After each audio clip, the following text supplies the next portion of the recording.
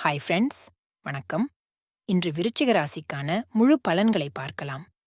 உங்களுடைய ராசிக்கு 10ஆம் அதிபதி சூரியன் 5ஆம் பாவகத்தில் அமர்ந்து சற்று ஆறுதலான பலன்களை கொண்டு வருவார். குறிப்பாக 5ஆம் வீட்டில் இருக்கும் ராகுவை கட்டுப்படுத்துவதற்கான வழிவகைகளை சூரியன் செய்வார்.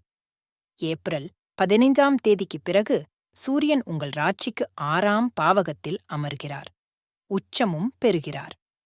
என்னுடைய நோய்க்கு எத்தனையோ மருந்துகளை முயற்சித்து விட்டேன் என்று கஷ்டப்பட்டுக் கொண்டிருக்கும் உங்களுக்கு இதோ மருத்துவத்தின் மூலம் நல்ல தீர்வு வரப்போகிறது. தொழில் ரீதியாக நல்ல வாய்ப்புகள் உருவாகும்.